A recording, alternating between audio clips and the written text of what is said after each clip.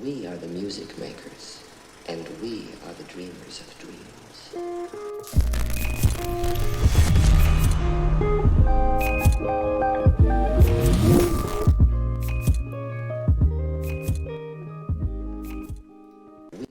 All right. Welcome to ReelChat, everybody. Thanks for joining in. What's going on, Chris? Good morning, sir. Or good afternoon now. We're doing 12. Yeah, I forgot. That's true, but happy October 2nd. Oh, yes. I will raise my cup to that, sir. Thank you. Right? The coolness of the drop, but more importantly, the second day of October means closer to Halloween. We know we are big Halloween people. My jack-o'-lantern's up. Hat and filter shirts on. Nice. You know, hey, so, I got my. I was gonna put my Batman mask on and stuff like that too, but I'm wearing my Batman costume shirt, so that counts, right? That counts. We'll save the mask for closer to Halloween. We'll do that. Let's do that. I like it. I like it, dude. I'm excited. Hey, your webcam's kind of bugging out just a little bit. See that? Oh shit!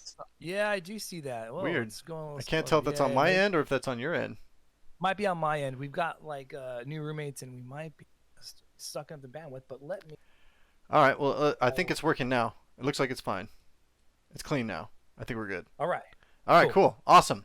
Hey, we got Halloween stuff coming out, man. We got Halloween Kills coming out. We got so much shit to watch. I'm so excited. We got movies and TV back in the world.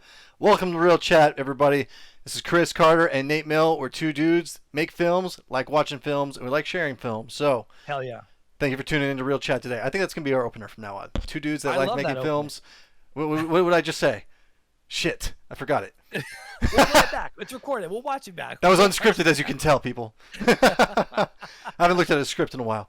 But anyway, what do you think of the name tags, bro? I'm trying to clean up our stream just a little bit for our show. It looks great. I love it. Honestly, I think that it's just...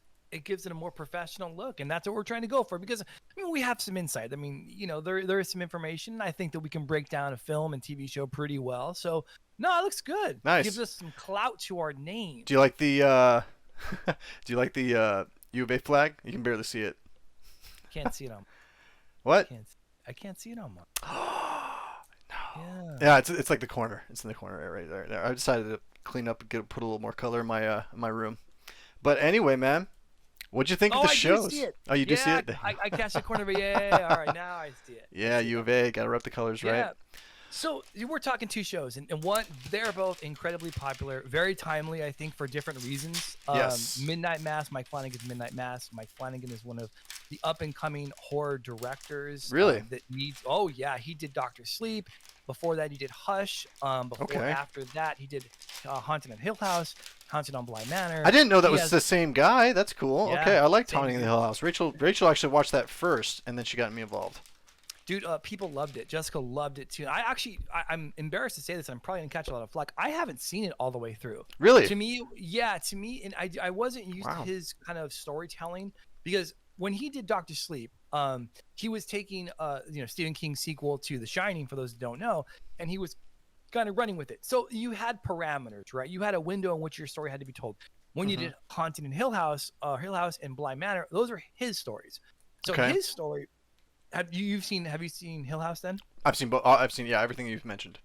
Absolutely. Okay. So they're a little more story based. They're not. I wouldn't call them horror. In fact, horror is kind of a stretch of it. There's dramatic elements with terrifying moments in them, sure, but horror for me, especially talking about Midnight Mass, is going to be a stretch.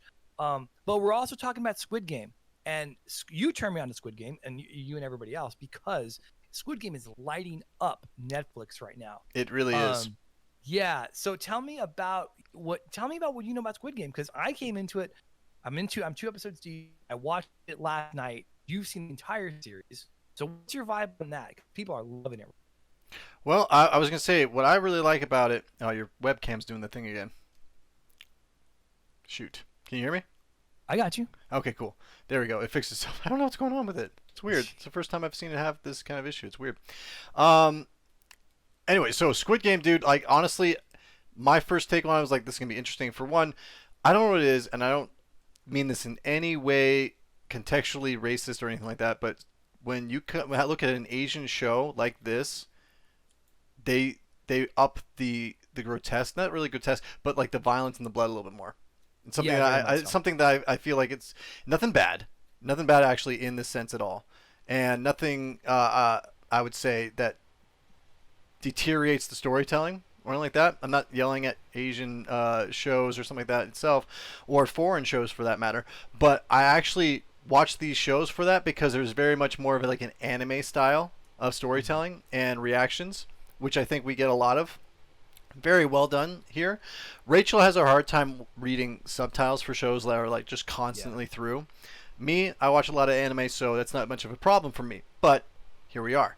So in regards to that show, we watched it dubbed, and the voice actors that did the dubbing actually did a pretty decent job. There's some parts where it's like, okay, that's a little over the top. You can tell that was just the voice actor or something like that, right? Like for example, when they're like laughing or they're doing the chuckles, and I'm like, that doesn't match as well, but I understand the undertone of it, right? Mm-hmm.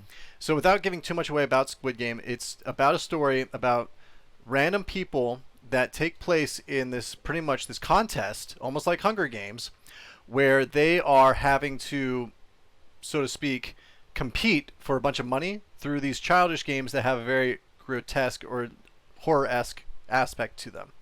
There's like real life or death situations in this story. So I like it. I like the story. I like the main character and stuff like that too. I like where it left. I'll tell you this for much, Chris. Not really a spoiler, but there is opening for a second season. They could end it where it was, but there's definitely openings for a second season. So what do you tell me? What, since you haven't seen it so much, do you tell me what you thought about Squid Game? So the first episode, and again, I'm going for the first two. The issue that I had with it is that the premise isn't a new premise, where like it's Hunger Games, like these people compete for a cash prize. Hunger Games Escape Room did it recently. There's a sequel to that came out last year. It's kind of been kicked around for a while. It's not unique. Okay. What I found it being interesting was where the second episode kicked in, where we realized that these people are so poor that they choose to do it. Mm-hmm. Hunger Games, they had no choice. Escape Room, they were kind of fooled into doing. Yeah, they were chosen in Hunger Games, right? And these people, and I love how they build the characters. I will say that, like these dire situations that these characters are in, and it's very real. I mean, you have in the second episode when the lead character's mother had a baby, and she said, "I can't afford this hospital. I'm too tired. I'd rather just go die." You have these situations that people are kind of dealing with today, so it's very relatable in that fact. Where Escape Room and Hunger Games and I'm sure other films that take this type of collection of people and throw them into this murderer's pit for a cash prize, they don't actually create characters that we can identify with to a degree that we can now socioeconomically. And I think that is where this differentiates. And this and for me, that was in itself didn't really add to the story as a whole, but for me, the uniqueness of the film was different enough for me. Like, okay, new, interesting, let's move forward with it. So I from what I've seen, I enjoyed it. The first episode I was like, nah. The red light green light, for those people that don't know, like what Nick was alluding to, is there's this lot of 500 people in this giant field, and there's this giant odd looking like AI, maybe we'll give it an AI robot kind of thing, right? Yeah, okay, dressed as a child.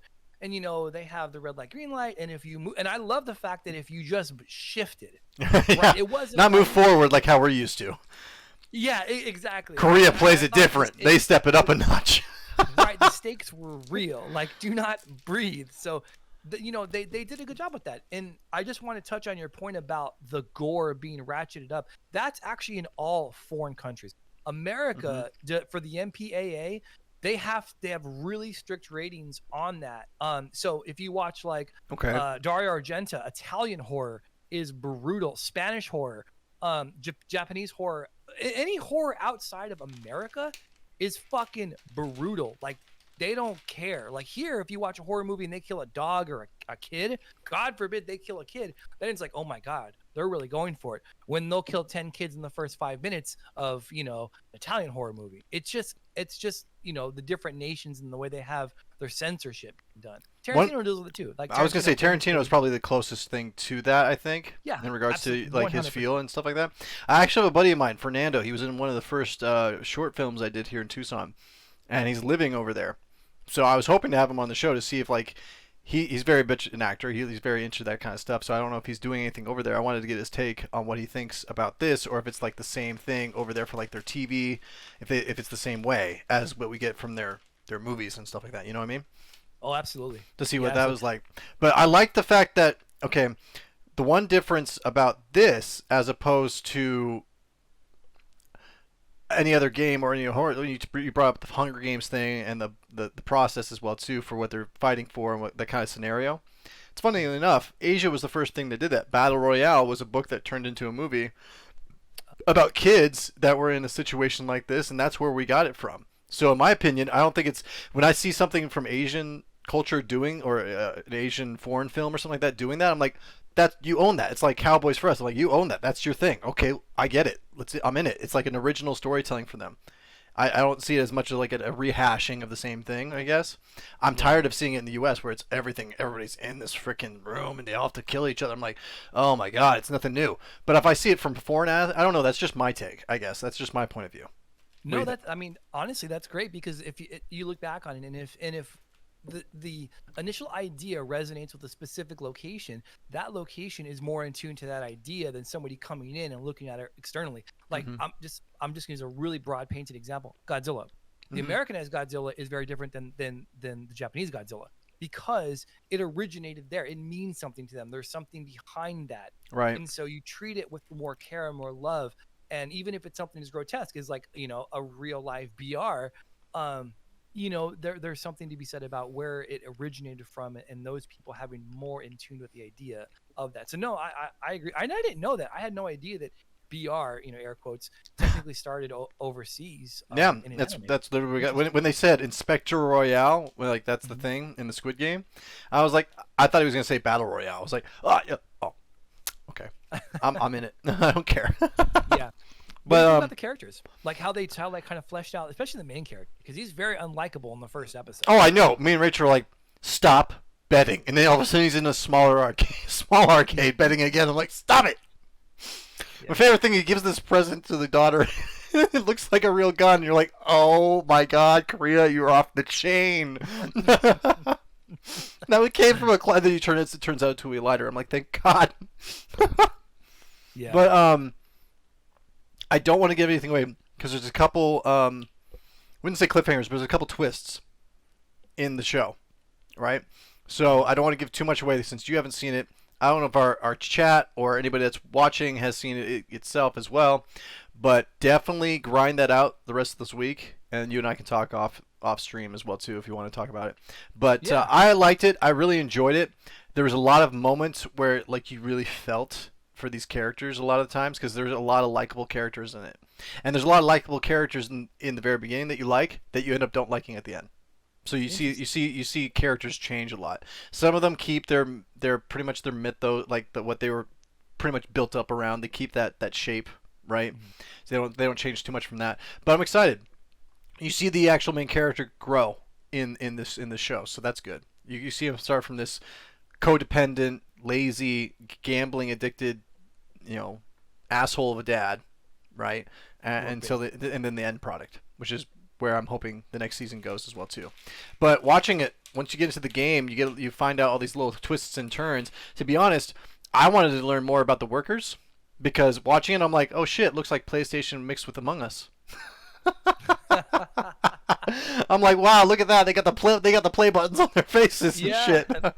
But if you watch it, because not only are the contestants like numbered, but so are the workers.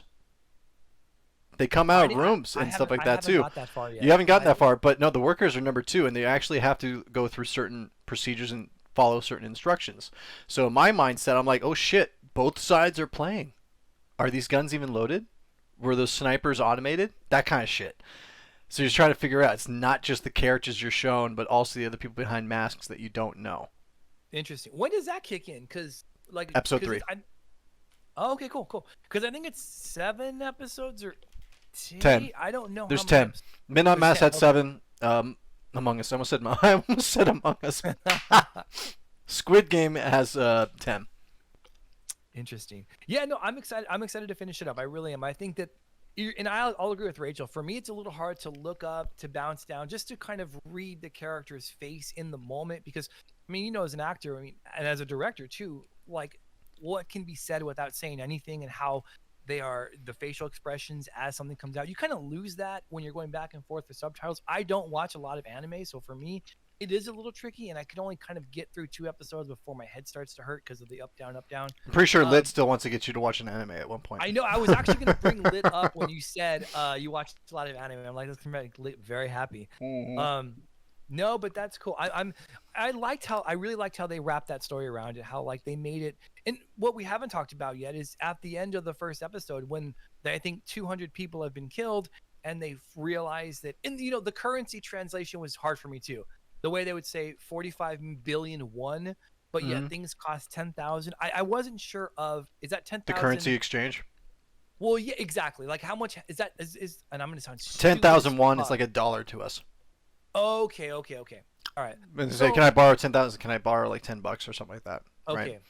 Right? All right. But like at the end, there's like, I think if I remember correctly, it's like 46.5 billion won. Yeah. Okay, but so what's great about that is even though these people have just seen 200 of their I guess game contestant friends or partners die, half of them we have that really big setup at the end where they can vote to cancel the game, and I'm like, oh shit, they can do that. The rules are very interesting, huh? Well, it's fine. The 3 rules are interesting, and someone brings up that last clause. I'm like, well, are they going to honor it? Or are they just going to shoot him? But what the gamekeeper, I'm just going to refer to them as a gamekeeper, does is they say, yeah, we can definitely hold a vote, and the majority of vote can say, no, what we're not going to continue, or if the majority says we are, then we will.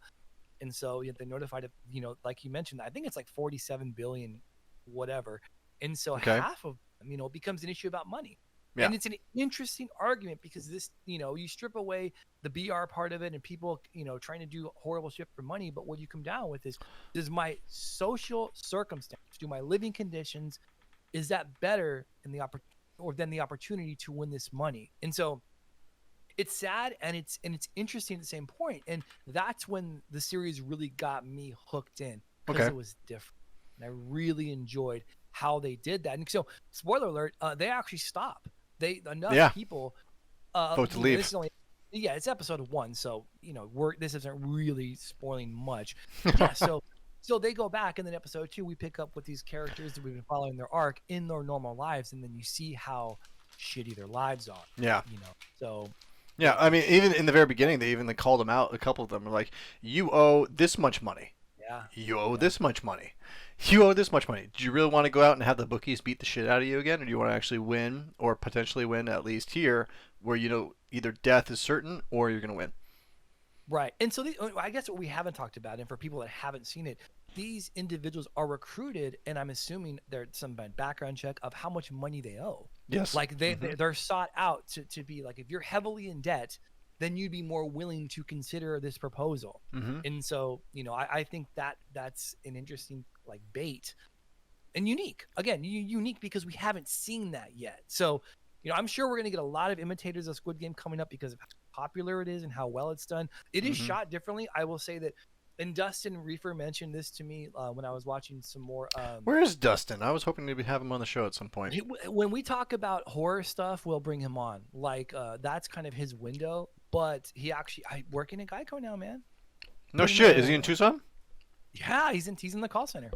Why didn't you tell me? I could have given the guy's name. It's fine. He's doing fine. But actually, I did bring it up. But yeah, he's doing all right. But if you look at it, and the cinematographer and me, there was just a little bit off. The way they shoot things is a little bit different, and it's not that it's flat; it's bend in a little bit. So, the normal over the shoulders.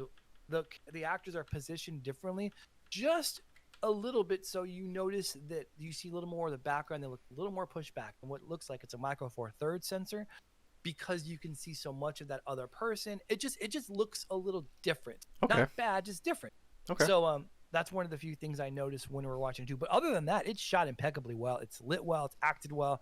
And the premise is interesting. So I'm glad that you turned me on to that, because had you not, I'm glad you like it, man. I'm glad you took my advice. And despite hearing what everybody had said, because people were talking about it left and right, and also, did you know that phone number is an actual working phone number in Korea? No shit. Did you try calling it? No, I didn't, because it's only 8 digits. You totally did. You want that one? No, I had no idea to do it. My long distance plan would be you owe us $200. Here's a question for you. Yeah. Given the opportunity, would you go into that situation? No way. No way. Because Really? no, there's no. I mean, well, in my current circumstance, not. But if you mean like if I was one of those people that were in the hole and this guy had to sell his kidney in like a month, do you mean like that situation? Given the opportunity, somebody came to you right now on the street and said, "Hey, you take this card, you win 6 games. At the end, you get for us." Literally, you could go over and spend like $20 in a week where they're at and stuff like that. The ratio, our dollar is so much more worth more than theirs. But let's say for example, somebody came to you and said, because the currency exchange for us would be 38 billion. You'd have 38 billion at the end of the round of the games. Somebody came to you and said that, Chris, you have to go through this process itself in these games. Would you take it? And you're of course under the premise that we don't know what games there are, and then the stakes, the ultimate. Well, you've seen the first game, right? So. No. Okay, so if I knew everything about the first game that was played, and by the way, those people don't win; they're just in it. You have to win 5 more of those games too. Yeah, there's total of 6 games. Yeah, total of 6. But if you won the first one, it's 5 more. So those people just didn't win. They're fucking 1/25th of the way. No, 1/20th of the way done. So it's like, knowing that there's no fucking way. Not for me personally. Would you? Yep. I love competition like that, man. I know I'm nuts. Yeah. I know I'm nuts. Rachel probably gonna yell at me as well too about this, but I like that kind of shit. You know, I stream and play video games hopefully for a living here. You know. Yeah. So that's like the biggest. I mean, look at the old dude. Everybody's all frozen and he's freaking out and he's just having the time of his life. He's like, I'm gonna die soon. I'll just do this anyway.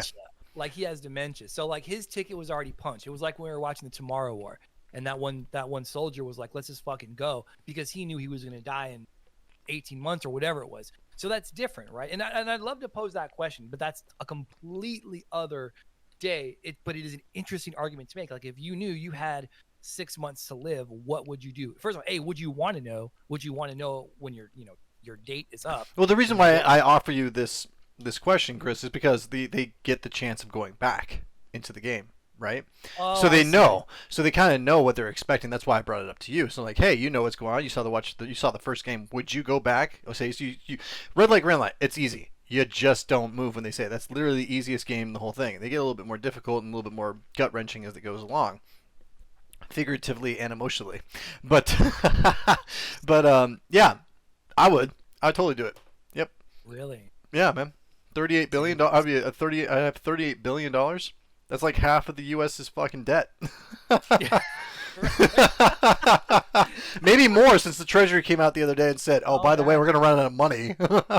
But yeah. Uh-huh. Yeah. It was good, man. I liked it. I really. I'm glad you like it. You should definitely continue it. And you turned me on to Midnight Mass. Yes, Midnight Mass for me was something that was on my radar since they started talking about it. About a month and a half ago. And again, I'm a huge Mike Flanagan guy. I love Dr. Sleep. Was probably my favorite movie that came out that year. A lot of people didn't love it, but great movie. I liked it a lot. And what did you like about it specifically? Because I can tell you what people didn't like about it, and I'm just wondering if in a word, ambiance. Give me your right, exactly. So a lot of horror people in the horror genre, and I can speak on this, is there are niches to it, right? So there's the gore people, there's the mass, the slashers, and then there's the story people. And the story people are probably the smallest group in that window. I'd consider you and me in that group. Well, because and for me, we had to write a director's statement recently, and what we had said was that good horror has drama with elements of horror in it. You need to ground characters and while I will say that Midnight Mass does have a supernatural flair, it is probably the lightest touch of supernatural flair that I have seen in a long time when it comes to something billed as a horror series, in which it was. Netflix was pushing it as a horror series, and I want to talk about Mike Flanagan real quick. So just for the people that don't know, we talked about it when we first started. Mike, he directed Hush. I believe he did Oculus. And I don't know if you know that his wife is the lead actress, Erin Green, in it. Yes, I did. I did notice that. So she is. Which she did great, by the way. She was fantastic, and her interaction with Bev, was fantastic. I mean, love he that has a part. story about We're it. jumping ahead, I feel like, but We fucking definitely are. We definitely every are. scene, I just kept screaming at the TV. Will somebody frickin' fly in here and take this fucking bitch's head off, please? And it's funny because that is probably her and the Monsignor were my two favorite characters. But going back to Mike Flanagan, like he'd done Doctor Sleep, he had done Hush before that, Haunted of Hill House and Haunted of Bly Manor. So people expected a lot out of this dude. He's got to deal with Netflix, and so he's producing stuff specifically Good, for because he Netflix. deserves it at this point. Yeah, and so a little backstory on Midnight Mass, because of course all of this is now coming out, and so part of me really binging at this like these past 2 days was to do my deep dive and research how the director did it, and he also wrote it, and his cinematographer was a cinematographer that worked with him. I've got my stat sheet here on Haunted on Hill House and Doctor Sleep, so they've been together for some big stuff, so that's why the feel is the same. But Mike actually had been doing this for about 7 years. Oh, wow. And the script for 7 years? Yeah. That makes And sense, so dude, because Rachel and I were talking about that last monologue, and every other monologue like it literally must have been rewritten 500 times. Oh, yeah. In fact, that's what they had said. The Bloody Disgusting, he wrote a guest essay for Bloody Disgusting. It's like maybe like 6 pages. And it's No, say it right. It's 6 pages. It's fine. 6 pages. And he goes on to say, and actually, if you look, and I can't take credit for this, somebody did online. This manuscript, so Midnight Mass, appears as a book in his first Netflix movie called Hush, which ironically enough, Bev is in too. Okay. She's a big part of it. And then Gerald's Game, which I forgot he did, it appears in with Carla Gugino. Oh, yeah, I haven't seen that one yet. So it's in that too. So he's had the idea for it for so long, and you know, as a writer, if an idea just kind of sits in your brain and you allow it to fester and it doesn't get worked out, then it becomes basically what Midnight Mass was. And so you know, it was just such an interesting story because we have so many layered characters. And you know, people would say that Riley's their favorite character, and Man of Faith who gets drunk and he kills someone. And I love how it opened. Cop, and he's praying. He starts off with I think it's Our Father. And so the cop says, you know, while you're talking to God, why don't you ask him, why does he always, you know, let the drunk drivers survive and the ones that weren't die? Exactly. And we hear that a lot. And so I'm going to talk about this further, but tell me your thoughts on Midnight as we kind of go. We can kind of pick, and you know, we don't have to go through linearly. I didn't put this in the description, guys. Spoilers are ahead. Yes, this is your warning. Thank you very much for joining. Please stay. Tell us what you guys thought about Midnight Mass as well as we continue. Spoilers. Spoiler warning right now. 3 times I've said it. Thrice and done. I loved this show. Rachel and I will rewatch this show. I want to watch it with her parents because of how much religious aspects they put into the show itself. Yeah. Fuck Bev. She took a lot of shit out of context, so I don't give a fuck whatever spiritual shit she said out of her mouth because she just picked and chose throughout the fucking Old Testament. Which, if you're talking about Catholicism, you're talking about everything else, they don't take Old Testament into account with anything that they preach at all, as in canonically Jesus' word. Okay? So let's just start there. Fuck that girl. I couldn't stand her. I turned to Rachel at the end of the fucking show. I'm like, she's gonna get a goddamn Emmy because this fucking performance. She's gonna get a fucking Emmy. So will the priest. Yeah. But anyway, I liked that you brought up the cop thing in the very beginning because it set the tone for the show for me. Okay. It like said it was like a horrible thing, and it just got worse just from one line from the cop. Just like he literally was like, "Fuck you." to the guy that was the drunk driver, right? And it's sad because he's like, okay, they talk about guilt, they go into a lot of stuff, and I cannot wait to start reading all these topics and all these forums about this show because I can tell already that this is going to spark so much debate in everybody's college about pop culture or spiritualism and stuff like that too, or fate. Some of the best writing I've seen in a show in a long time. It kept my attention even with the long monologues, and to be honest, there are a few that are long in the tooth. I think we talked about this. There are some of them where it's like, for example, the first 2 scenes with Bev when the sheriff's like, "Hey, there's been poison. Did you keep the poison?" And then she like says the same thing. It's like the writer couldn't decide what line he wanted to use. You know, when you write an essay in college, you write 2 things. I'm like, this sentence is longer. I can go further down the page with this sentence. But you know what? I wrote 3 other sentences right after that. Like when she's like, Do you believe he was right? Did I do it? What do you think? And I'm like, you literally just could have said just that first sentence and then just stood there and said the rest with your eyes. So there's a lot of moments where you could have, like, less is more in that sense. Don't get me wrong, I think a lot of it was important the way they did it, and I wouldn't change a thing about the show. Me personally. But it was a little long at some points. Yes, it definitely. If I had to choose one thing, I would have shortened it. Not even all the monologues, because the monologues actually did justice where they needed to. Like, for example, the three, I think there's three, because I'm going to include the last monologue and her and Riley together, because they're pretty much the same scene. There are 3 points in this show that the actors stopped acting. Let me explain to you guys what that means. As an actor, you have to memorize lines, and it's very difficult itself to put yourself in some people's shoes, especially if it's a horrifying thing that they've done. It takes a big imagination, huge determination, and will to do that proper. I'll say that for all your actors out there that are watching my show on YouTube or on Twitch. Very difficult to do. Chris and I have directed amazing actors. We directed horrible actors and stuff like that. We know what to look for. We know what it's out there. We know what's believable. And sometimes we just like, okay, that's good. Right. You know, we have to make those decisions as directors. Number one, in regards to this show, 3 scenes, and I'll give you them to you right now. The first scene that stuck with me still, even though I binge watched it all day yesterday after work and after I streamed Halo. Lisa and Joe Colley in his trailer when she comes in and he freaks out and she just yells at him. But in the very end, she forgives him for shooting her in the hunting accident. That scene stuck with me all the way through until the next scene itself. And now it's the second scene that was some of the best acting I've seen, and also a monologue, probably kind of like a scene, was Hassan, the sheriff, when he's talking about his history with his son, what he went through in New York, being a Pakistani sheriff in now this story, but he was actually working with the FBI and everything that went wrong with 9/11 and everything that happened as well too. That second scene, God, I couldn't tear my eyes away. Literally watched the whole time. And the third scene that will always probably be the best one that me and Rachel will probably, we talked about, like, with probably the most YouTube clipped video from this show, is Riley and Aaron. It's Aaron Green, right? Talking about death. Aaron Green talking about death.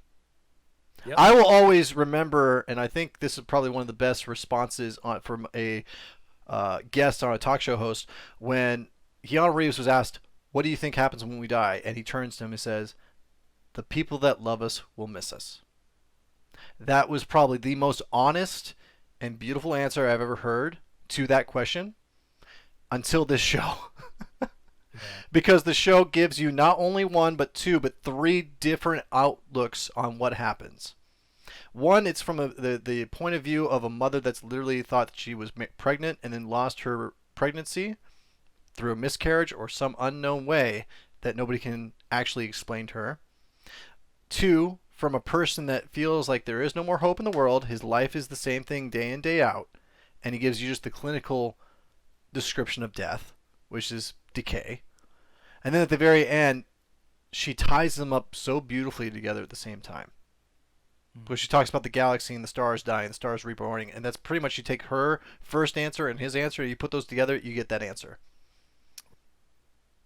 Those 3 scenes made that show freaking amazing to me. Chris, that's my rant about that show. It's not really a rant. It's more about, like, it's more of me preaching. I'm going to ask you about what your favorite scenes were, but I love those and you're right. The monologues were a little bit long, and it's funny. Those 3 that you talk about, I love the sheriffs. And the sheriff, when the sheriff talks about what happened and why he doesn't want to rock the boat, you know, his story is super intimate, how he looks after his son, how his wife passed away from cancer, and now how he was so emboldened with pride. And you hear this a lot. And this was what I will say that Mike Flanagan does. He doesn't shy away from difficult subjects. And no, he does it very well. You know, we talk about 9/11, and we just talked about this, and it's exceptionally prideful to be an American. But imagine being a United States citizen and being Muslim at that.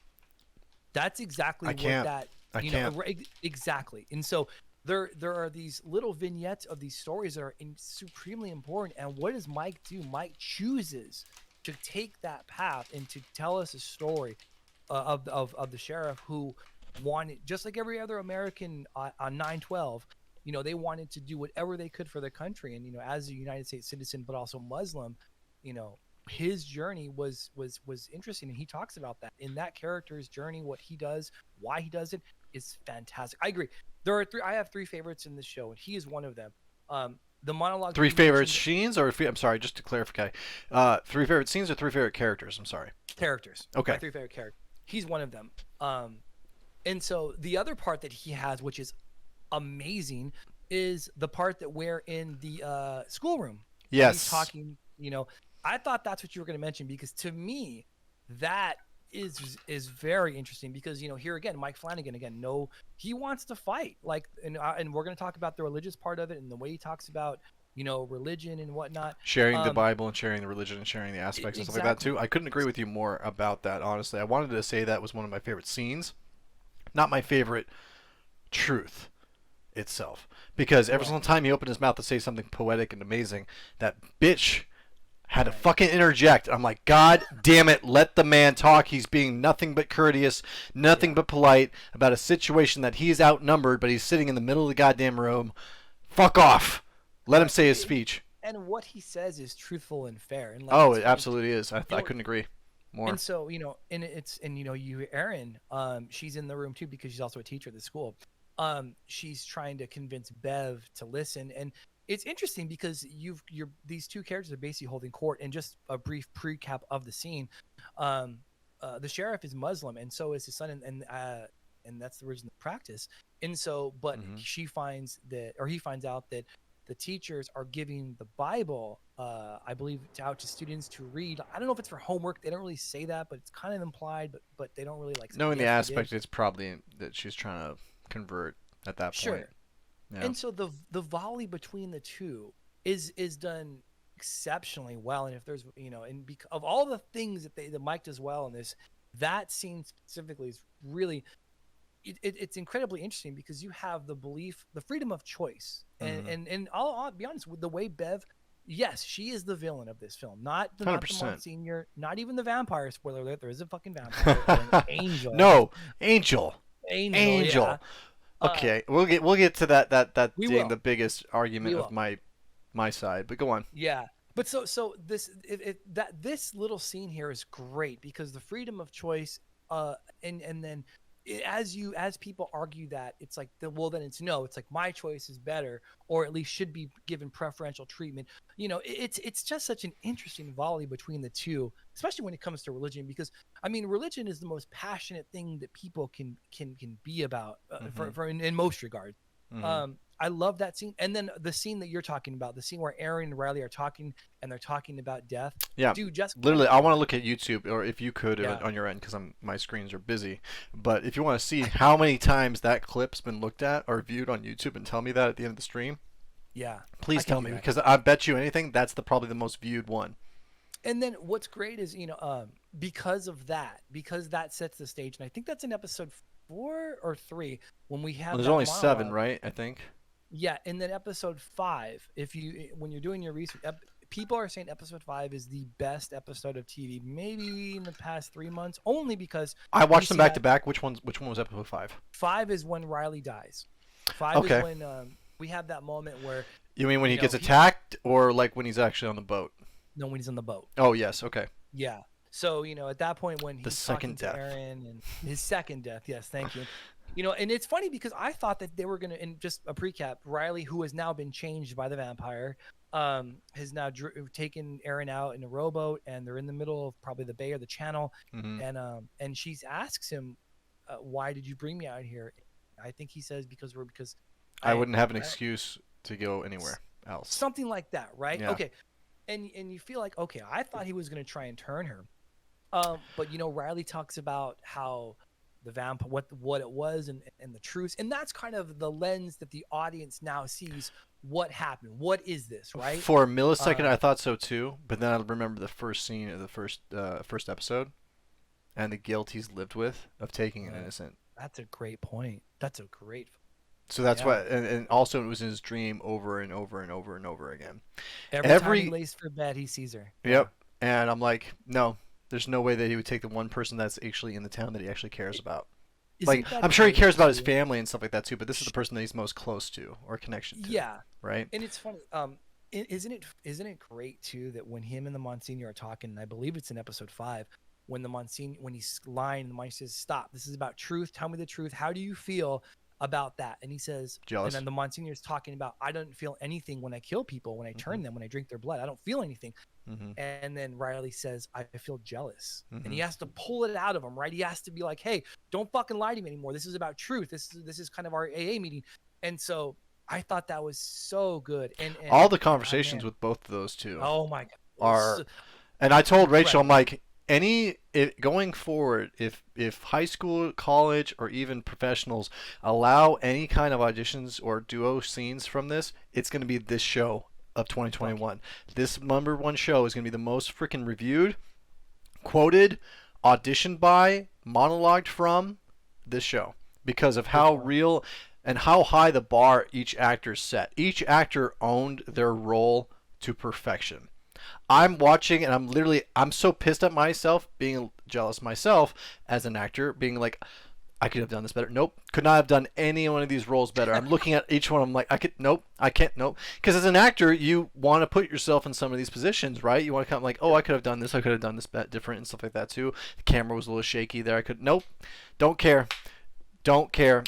The only thing, and I have 2 qualms with it, and both of them have to do with kind of the same thing itself a little bit. We're talking. We should talk about it or just with the show. Yeah. Go for it.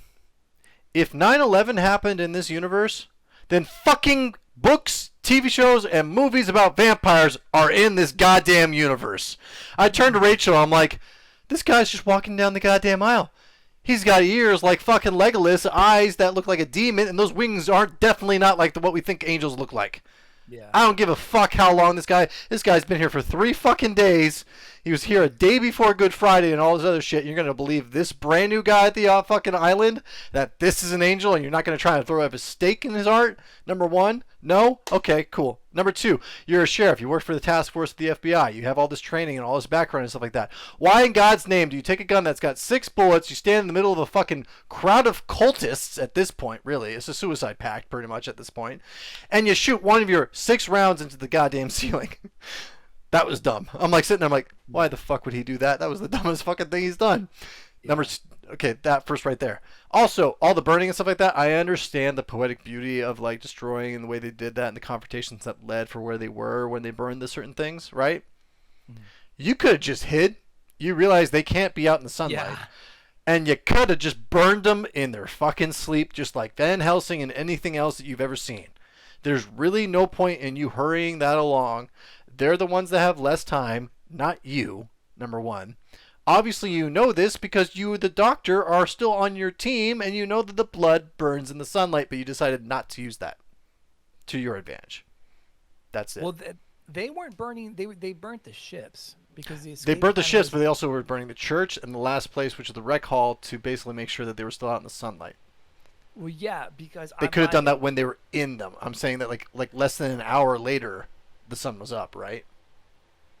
Yeah, true, but that would be on the assumption they had an hour because they were kind of looking like there was like I think at this point, the sheriff, the 2 kids, Aaron, the doctor, there was only like 6 people left on this island, and we should also, and yes, I agree, I want to talk about that, but the vampires weren't traditional vampires, like it was weird. It was this weird creature he created. I liked the makeup and the animation for the actual quote unquote angel.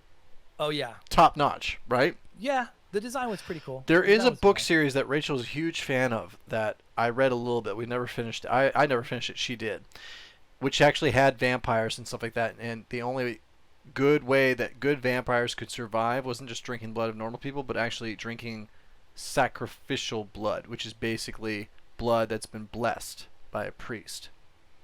And that's the only thing. That's the only, everything else burned them or didn't do anything. So the fact that priest who had dementia, in my opinion, the blood didn't really fix that dementia, just kept him in his fucking state this whole fucking time, where he's like, this thing sucked my blood, my oh yeah, definitely, angel, wings. No, you're crazy. It's definitely not an angel from the Lord.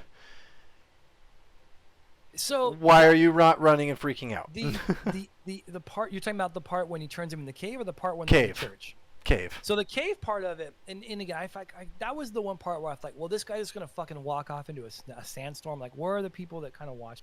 They know he has dementia. And then in the cave part, this is kind of where it becomes supernatural. But I do love the way that the actor's name, his name is Hamish Linklater, Father Paul the Monsignor. I love the way he tells the story, and honestly, I didn't mind that part so much. I mean, if he does have dementia, and then if you're so devout, and again, this is me stretching. I don't know, and also we should say that I don't know if Mike Flanagan is an extremely religious guy, and he is or he's not. He is. Okay. He That's is cool. Exceptionally religious. He was an altar boy. He was treated very fairly. He's treated very well from his church. Like in there's the line when the sheriff that I was talking about earlier is in the school, and he says he studied all these different religions, and you should. Well, Mike Flanagan did that, so that's right awesome. off his lips. So the fact that because there are definitely creative, religious and creative. The line between the religious and the creative part is very direct, and you have to have an intimate knowledge of both to make those comparisons. Like 100%. Every time Bev talks about, I want to shut her up. So she justifies everything she does by quoting the Bible verses. Yeah, and not only that, but also Bible verses that have already been twisted by social media, not necessarily, but like cultural nows and stuff like that too, where it's like, oh, seeing is believing. The fuck you just say in front of your congregation? That's not faith. And so we see that at the very end, right? We see that she was about herself, and even when Annie Flynn, Riley's mom, tells her, you wanted to be more important to God than other people. Like, you think you're more important. And that was great. You see at the end when she knows she's gonna die, she tries to dig a hole and cover herself, and everybody else is I was laughing so hard. And so, but the part of that too is with Bev is that she really believes that by saying these Bible verses, it covers her ass. I am justified because of this. You know what I mean? And so she's a wonderful villain. But as far as the Monsignor goes, when him changing, becoming, seeing the angel and whatnot, and again, sure, the memes that have come out with, the vampire being like, I'm not sure that's an angel, or I would call that an angel, are awesome. But well, not only that, like, I'm talking about the congregation that just let this thing walk down the aisle, not just him, but like everybody's just like, yeah, that seems about right. I mean, I understand, like, some of them were like, what the hell is this? All of them were like that, except but they were crazy all scared. ones. But at that time, we were in episode 7. At this point, Lisa, who was in a wheelchair, was now walking. The father, who had back issues, is now dancing. Like, the mother for the doctor is now like de-aging. Like, we have all of these things that have happened, and the father calls them miracles, right? Right. So you can justify it by saying, well, okay, that's a good argument. And this isn't the first time it's happened. Like, in a lot of places where there's a movie called, I can't think of it right now. It's got Hilary Swank in it, and even the governor from Walking Dead, where like this kid in Louisiana can all of a sudden do things, but it's because of like toxic sludge in the water, like raising something. It's like raising the boy's name. I can't remember what it's called. Something is different, and so these people are mutated or different or whatnot. And so for this small island community, which is a great microcosm of that, because there are these communities throughout the world that have quote unquote seen miracles, and then religion come in saying, oh yeah, it's because you go to church on Sunday, or it's because you come to church on a Wednesday that this happened to you, when really it was just, you drank the wrong water and there was mercury in it, and now you can hallucinate. Something along those lines. So now there is motivation behind what the Monsignor is saying. The girl in the wheelchair can walk, you can dance, you can move, she's getting younger. Like, things are different, and they're because of me. So now you trust me to take you into this change, which, this is our angel, this is the one. And so being terrified, but also the proof's in the pudding. Like, I have showed you that I can do this. Now you follow me. And I love the dialogue between Riley and the Monsignor, and they have that moment where Riley being, saying, show me the proof, show me the pudding, and the Monsignor being, well, if you say that, then I can show you this. And that whole episode, we get Riley just bashing religion. That's not true. How can you say that? Prove that belief is not going to save you. And at the end of that episode, the Monsignor says, let me one up you. And then the girl in the wheelchair walks. And then the look on Riley's face is like, holy shit, maybe he was right all along and I've been wrong. And that's just the beats that we get through this series between religion and, I would say science and logic, because we have the doctor who says that too. Yeah. Who, I like the fact that spoiler there alert, was a doctor there. I like the science behind it, and she was like, there had "Look at to this," be. and then There had to they be, had to go. right? Yeah, I know, but sometimes they don't. Sometimes they just stay in the religion element, right? They never actually bring science about into it or try and like disprove or prove differently or different hypotheses and stuff like that. Yeah. I really want to watch this show again with my wife's parents as well, just to have like a more spiritual or religious discussion with them. My Sure. my buddies Jeremy and Jack, they both really like, they used to when we were like roommates, have like discussions about religion, and they, not just the Bible but like the Torah, the Quran and stuff like that too, and they would actually read it and review it and compare it and discuss it, almost like what we do with movies and films here on ReelChat, right? So I really want to hit them up and be like, hey guys, you need to watch this, because I'd be down to talk to you about it and see what you guys think. That would be awesome. Right? Like, no shit. That would be great. Because I want to watch. I really seriously want to text my father-in-law right now. Like, you need to watch this show, but if you're down, I'll drive to you or you drive to us, and we watch an episode at least once a week, and we discuss. Yeah. But I'd be down for that. I mean, I liked Midnight Mass. I loved the little tip of the hat to some of the other vampire stuff. I don't know if anybody picked it up. A lot of the stuff that they did was a lot of tipping of the hat to either previous or old vampiristic stuff, like movies and TV shows. One of my favorite things about the vampire stuff, when the eyes, they didn't just do like a regular cat's eye context, like how you see them all the time. Oh, I'm a beautiful person, blah blah blah blah. They did horror, ugly vampires. There was nothing beautiful about them. The eyes kind of remind me of the Nosferatu, or the old-fashioned like animals in the dark that glow and stuff like that too. And it wasn't weird. It wasn't over the top. Loved that. That was a nice little touch. Beautiful. Well done there. Number 2, have you ever seen 30 Days of Night? Yes, I have. With the whole burning in the sunlight. That end scene, how what's-his-face goes out, which is basically how Riley goes out. Well, Riley in the show, but also in 30 Days of Night, where what's-his-face becomes a vampire to fight the vampires and then burns in the sun. Because he doesn't want to continue killing people. Hartnett, right? Hartnett, yeah. Is it Hartnett? Josh Hartnett. Josh Hartnett, yeah. So I love that little nod to that. There's like a lot of little things that were not over tour to mask or shame or do better than other vampire stuff. And coincidentally, I wouldn't really consider this a vampire show. Agreed. Right? Yes. I would consider this more of a spiritual and fate-like show. It's very much about what do you do in life, what changes you, how do you pass on, what do you leave. Very much so. It's such a learning experience. I like so many. Would you, real quick, but before I can say, is it a horror show? Do you consider it a horror show? Because of the context, because of the actual stuff they put in there, yes, I still consider it a horror show, because it definitely, if you don't learn from a lot of these things like art, you always learn from art, right? Art is you have to learn from art, otherwise it's not art, in my opinion. Otherwise it's just shoes. William Shakespeare said that. I learned something from the show. I did. I really, really did.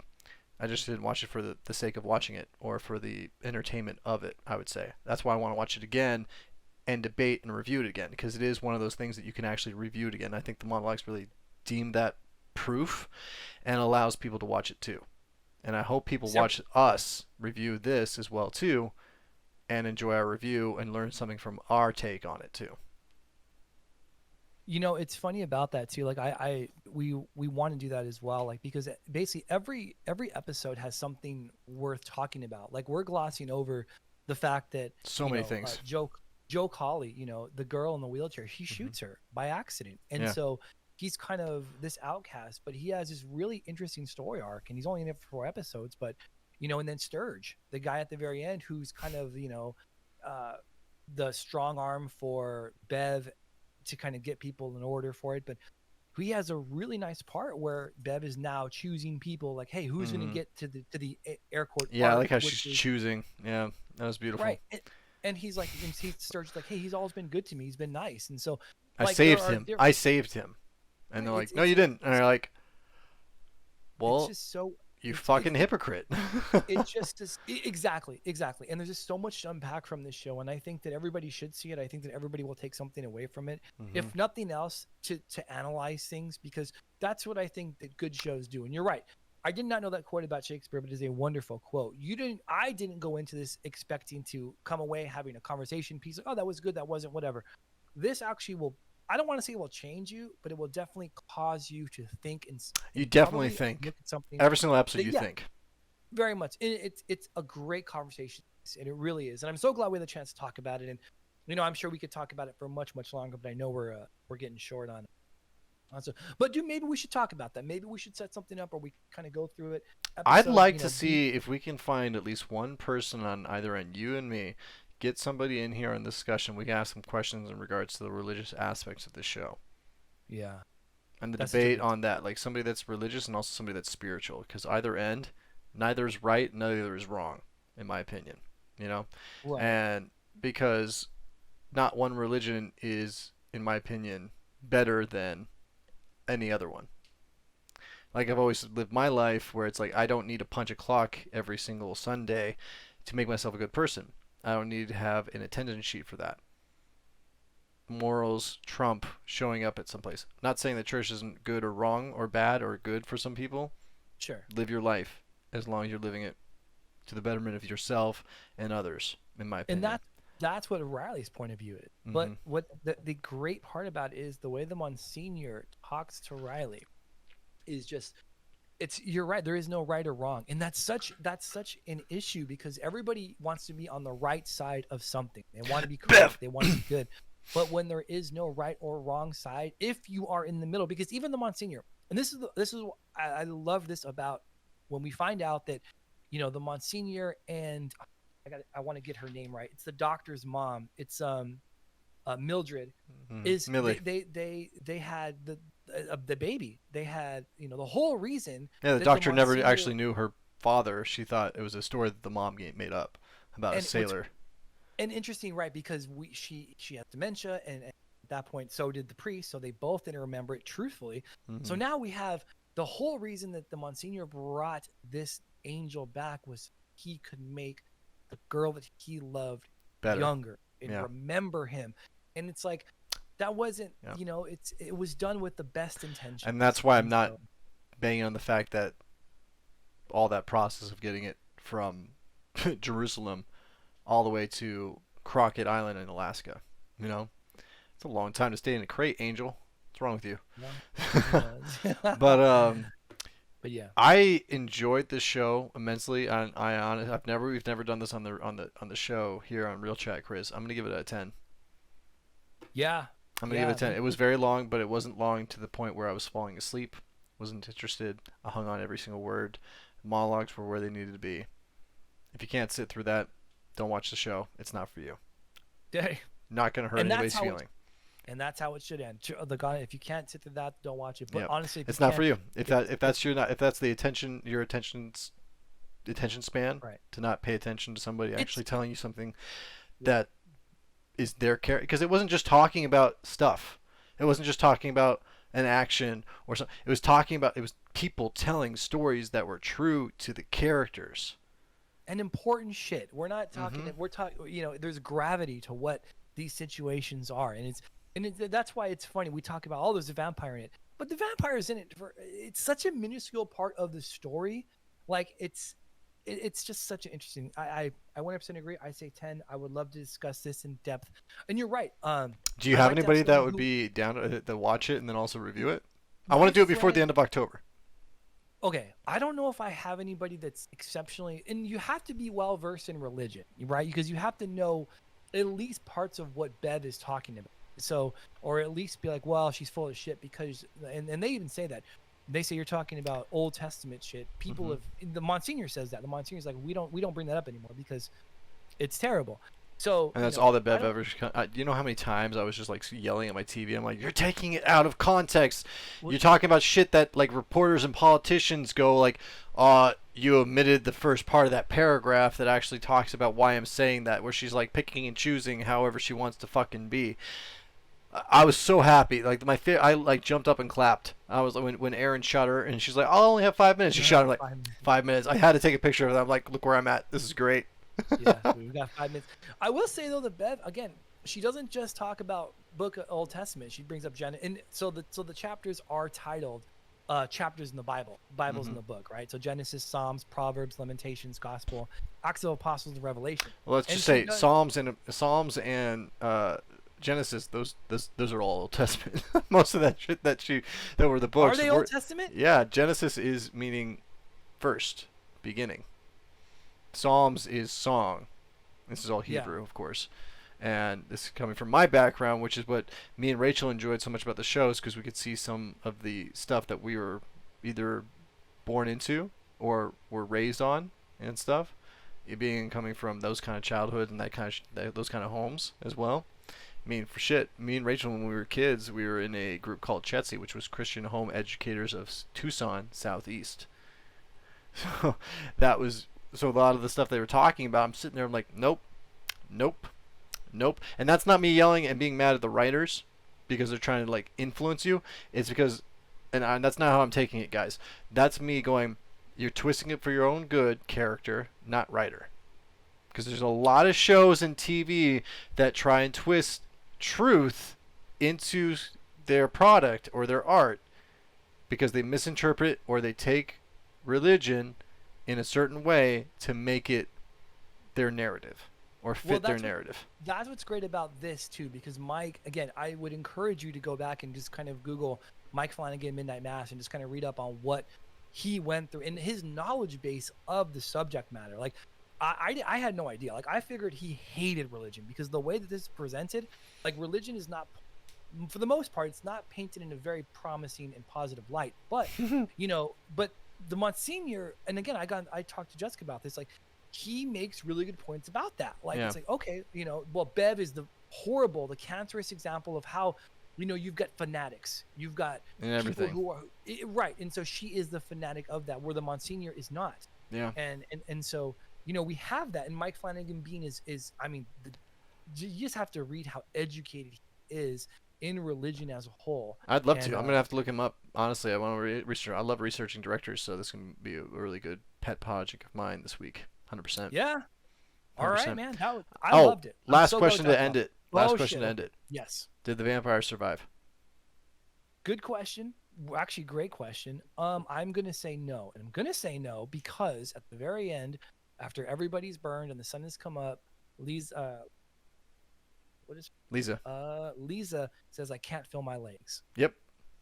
And that's why I agree. think that's why. Although, I mean, he's not a real sequel guy. I would hate to see a sequel because basically I don't want to. I think it wrapped it up perfectly. Absolutely. All the little scenes and the little tie-ins of people leaving this earth or this plane to go on and pass on. Beautiful. Right. We got to see that for everybody that we wanted to. Riley got his ending beautifully. Aaron got her ending beautifully as well too. Is beautiful. Yeah, freaking amazing and stuff. Like she's even holding, like how she talked about. And I think I paused and rewatched Bev burning and screaming, clawing at the ground 3 times. Just made me so happy to see that. I did the same thing with Joffrey when he was fucking clawing at his throat, so you can't blame me. No, of course. I think everybody did that one. I'm just yelling at like every single time in chance, and I'm like, "Well, somebody killed Nurse Ratched over here. What the fuck?" I know you don't carry a gun, but goddamn, I can tell you where there's a gun. Yeah. It was great, man. I thought it was gonna go a different way when the kids were watching or like seeing the cats in the grass and stuff like that. I thought the show was gonna be different. After that scene, I had no expectations. I love going to shows with that. But anyway, This was fun, man. I hope you watched Squid Game. And how you like and why The Last Man? It kind of came off for me for a little bit in episode 3 and 4. Okay. But other than that, I'm interested to see where it ends up. That's what I'm gonna say. Yeah. Because it's definitely a journey. That's what pulls you in. Definitely. You don't know how it's gonna end. You start loving these characters. And you want to make sure they all survive in some way. You care about them, You want to see their journey. Dr. Man is great. I think you're going to love Dr. Man. Well, And you said there's gonna be a tragic ending. I was like, fuck. It's the ending. It literally got. I was depressed for like a week. I've literally said I've never really had depression. This show, not the show, the comic. I couldn't. I went to work, came home, didn't work on Fractured. Went to work, came home, didn't work on Fractured. That's how depressed. She's like, "Were you okay?" I don't even think I made a hookah the first day I came home. I think I just came home and sat on the TV. We watched Friends, I think, at that point. And I went to bed. I was just like, I hate everybody. I want to burn this shit. I was like, it wasn't when we're like, I want to burn it because I'm mad. I'm burning it because like I want to pay homage to these people. I'm like, yeah, that was horribly sad. But it was good, man. I'm excited. I haven't watched What If yet. I'm gonna watch that one again too. But I turned off the Thor one, so I don't really have high expectations for that show anymore. Yeah, I kind of fell off it too. Like we watched a Thor one, it was all right. Yeah, I keep my Disney subscription because it's connected to my Hulu, so I can watch The Last Man. Also, I haven't watched Free Guy yet, but if you have a VPN and you want to change your VPN to the UK, you can actually watch Free Guy for free right now on Disney Plus. I thought that was here. I was looking. That came out yesterday. I was looking for it. I even told Jessica, I'm like, where the fuck is that? I can't find it. You have to have a VPN for UK. We watched Cruella. Have you seen Cruella? Loved that. It was way better than I thought. I know.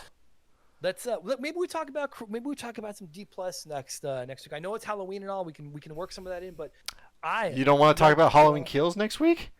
Halloween Kills will be on the 15th. It's not out next week. By the time we have our ReelChat, will be out. No, it'll be October 9th. 7. I thought we're taking 2 weeks.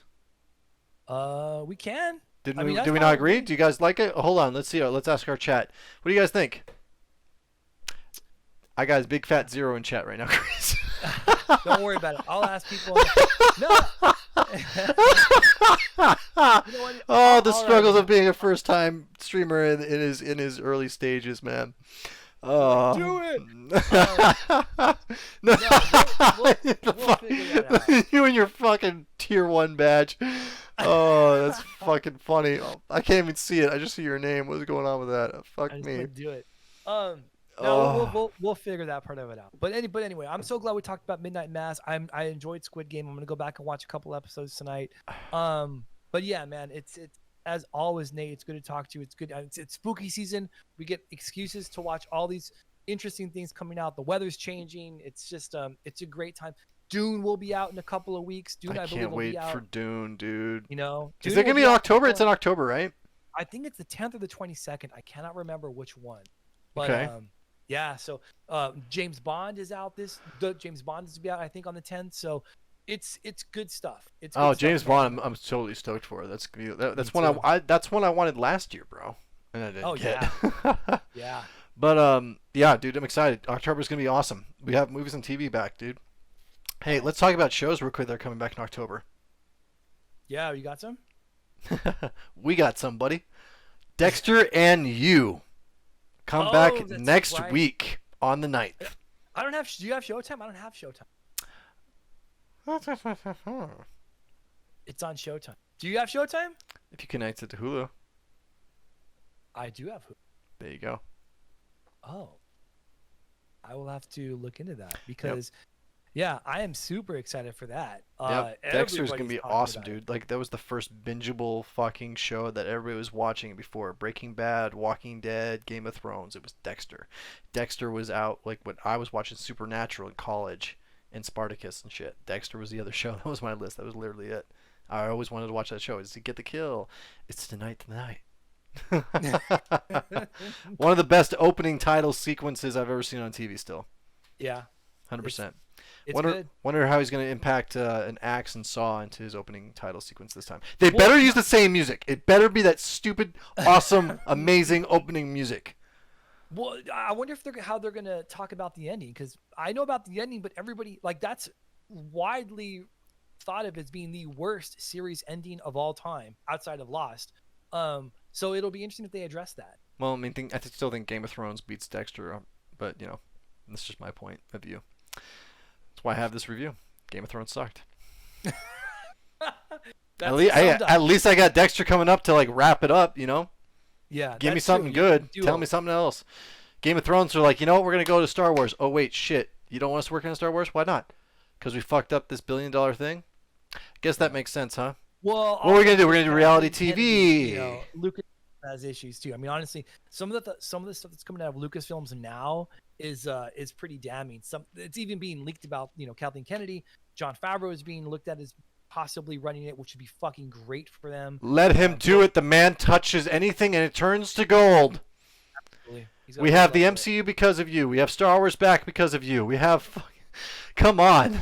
The guy is amazing. He's like, you know what? I'll make a Christmas movie just because, you know, I want to. Became a cult hit. Elf. Yeah, Elf, yeah. The guy was on Friends. Hilarious. Awesome.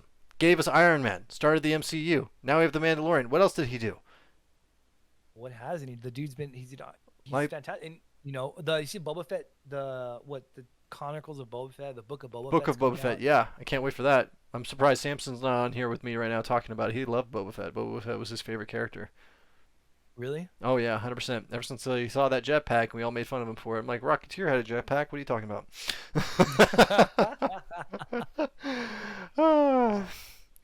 But I think we should end it right here, man. This was fun. I don't screw it. I don't. You know, I don't care. I'm affiliate. I don't care if I never make partner. I'm gonna keep trying. If nobody tunes in to chat, I don't give a shit. I'll still upload them to YouTube. I'll still share them with the world. I will try and figure out ways to market this because I don't give a fuck how old we get, Chris. I will always be down to talk movies and TV with you. Yes, and I found out how to get podcasts onto Apple Podcasts now. Very easy. So what you're saying is you just need the audio from today. Well, I'm saying I want your audio. Okay. Send me an email for your Dropbox, buddy. It'll be to you this weekend. All right, man. Love you, Chris. Guys, Always this fun. is NAT3MILL and Chris Carter. signing off from ReelChat today. I'll catch you guys all later. Thanks for stopping by. Watch Squid Game if you haven't. Chris is going to finish it. And watch Midnight Mass before the 31st. Awesome, guys. Thanks for joining us. These are two dudes that love making movies, watching movies, and telling you about them and what to watch.